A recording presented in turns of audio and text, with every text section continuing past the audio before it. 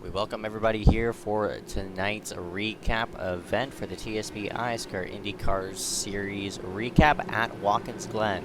Point standings before the race was finished is shown on your board. Brody Gardner actually did not show up. Derek M. Smith will come out as the points leader after this event. But we took the green flag, and Christopher Weil, that number 41, would easily lead the field coming to green and working himself into the start-finish line into turns number 1 and 2.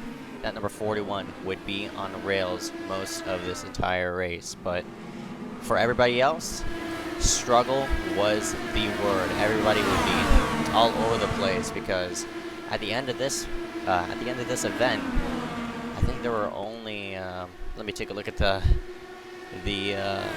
positioning. Yeah, only 6 cars on the lead lap, which were all very established road racers. Christopher Weil, Derek M. Smith, Dan Neese, Trey Shuttlesworth, Brandon Warwas, and Cade McGee. All of those 6 drivers finished on the lead lap, and we only finished out with, I think, 10 drivers running on the track. So with only 10 cars at the end of this 30-lap event, it was wild for 45 minutes of racing here at Watkins Glen. And as I said, it was a struggle for everybody else, but for those top 3, Christopher Weil, Derek M. Smith, and Dan Neese, they were gone.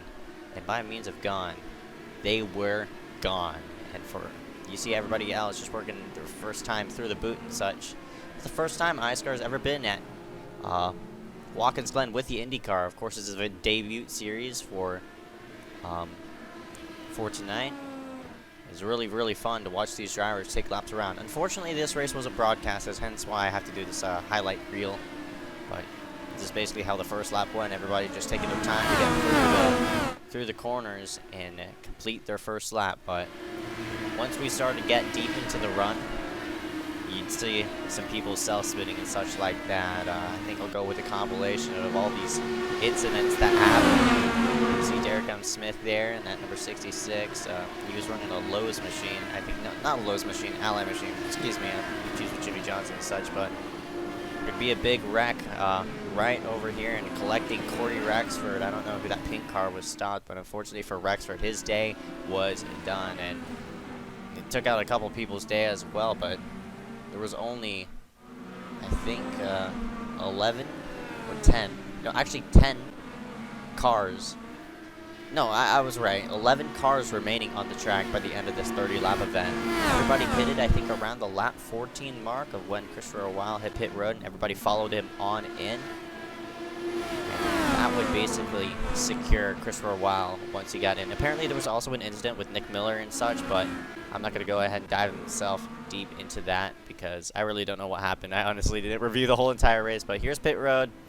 Everybody just scooting themselves on. You see the pink car, Christopher Weil, right there in the middle of your screen as he easily won this race by only 2 seconds over Derek M. Smith, who got close.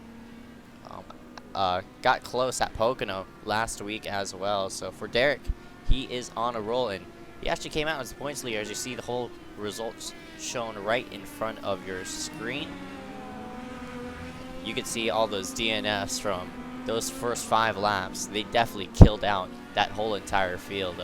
Maybe if there was a faster pair, hopefully these drivers would have been more cautious and stuff like that. But point standings after their 30 laps are shown in front of your screen. Derek M. Smith, the one to come out up top of points here for Watkins Glen. And for the TSP iSCAR IndyCar Series, hopefully I'll get a broadcast in on later. Thank you all for watching. This is iSCAR here at the Glen.